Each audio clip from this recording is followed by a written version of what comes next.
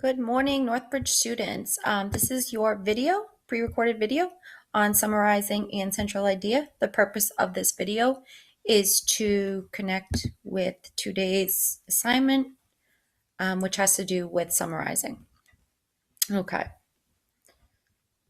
So I did this in a slideshow version. If you would like this for your own notes, I can absolutely send it to you. Just reach out. So summarizing, again, what is it?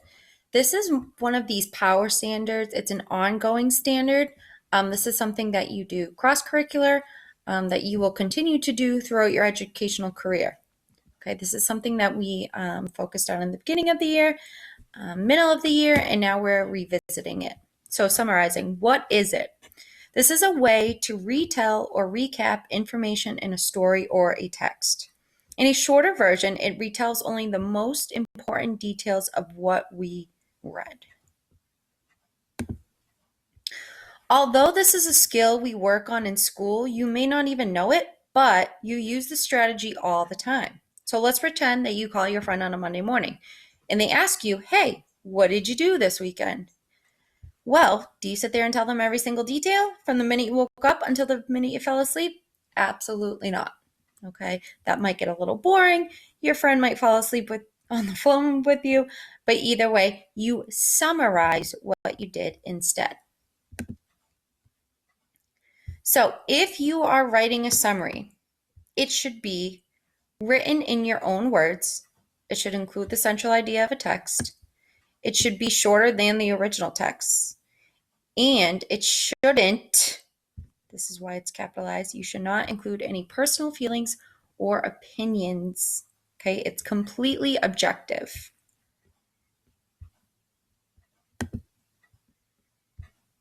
Summarizing, you want to connect it with central idea. So a central idea is what the author wants you to remember most from what you have just read. If you are trying to identify or find the central idea of a text, you could look for hints in the title or the topic and or concluding sentence. Any written piece of work, if they are following certain formats or structures, any good writing will include the central idea in the topic sentence or concluding sentence. The central idea should be a complete sentence and never start with how or why.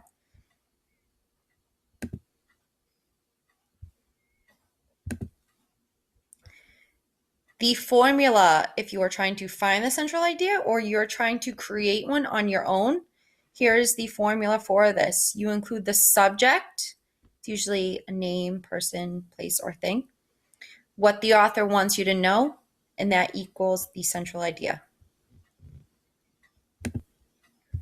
Let's go back. Okay, so let's practice.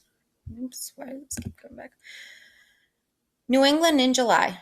For beautiful scenery and lots of rich cultures, head to New England in July. The weather is very pleasant in the summer with the highest temperatures of the year peaking towards the end of the month.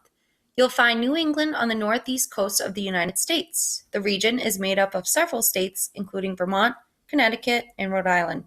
The landscape is very rugged and peaceful, making it the perfect place for hiking trails and enjoying a classic road trip around this part of the country. New England weather in July is very warm with mild temperatures and up to 15 hours of bright sunshine per day. The climate in July is nice and mild with an average temperature in the 80s. You'll have 15 hours of lovely sunshine each day with an average humidity of 76%. The average rainfall is around 72 millimeters spread over the month, which means there's a moderate chance of rain during your time away. Winds reach speeds of up to 5 miles per hour near the sea, which is often mild enough to swim in at the hottest time of the day. Okay, so this is my example. This is my, let's just pretend something that I just read. And my goal now is to create a summary of this.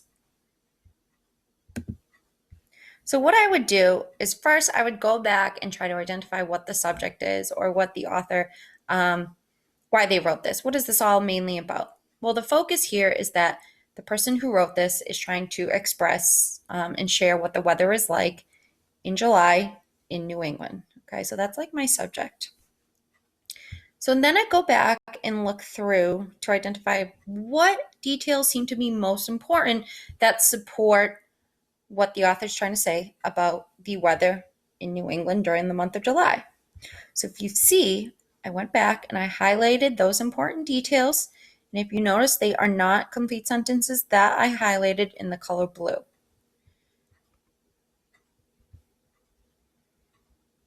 I went through to try to pick out, okay, what are the most important things here that the author wants us to remember or know that connect to New England in July. So now that I've come to terms with those details and figured out what I wanted to include in my summary, here's my summary. Sorry. New England is a great place to visit during the month of July. That's my main idea. That's my central idea here. New England offers rich culture and beautiful scenery during this month. New England is located on the northeast coast of the U.S. The states that make up this region are Vermont, Connecticut, and Rhode Island. These areas offer great hiking trails during this time of year and makes for a great road trip to explore the countryside. It's very warm during the month of July in New England, which means you will be able to swim in the ocean, pond, or lake. Although there is an abundance of sunshine, experience rain is possible too. July is a great time of year to visit New England. Okay, these are details that I basically just took from the last slide, the last original written paragraph, but kind of made it my own with my own summary. So again, just to kind of wrap up this lesson, today's assignment focuses on summarizing and creating a central idea. So the directions are, after you have read chapter 18, summarize the text in your own words. Remember, include the central idea of the overall text. Focus on including only key details, and omit, meaning do not include, any feelings or opinions, like, for example, oh, I like this section of the book. Review the video lesson on central idea, aka this one, and summarizing to help. Please make sure that your summary is about 10 to 12 sentences. The hint for this assignment, since we are focusing on chapter 18, the hint is to your summary should be about who the good man is and what makes him so good. Okay, hope this video has helped. If you have any questions, Team Excellence students, please reach out to Ms. Brown. And Team Victory students, you can reach out to me.